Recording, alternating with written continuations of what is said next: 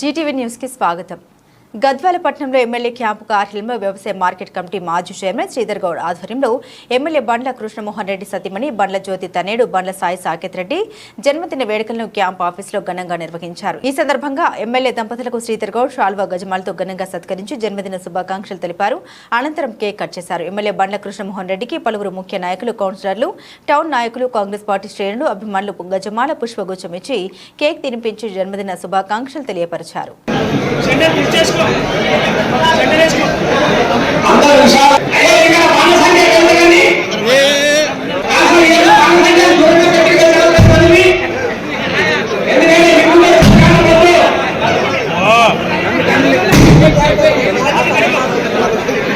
బాబులు కొంచెం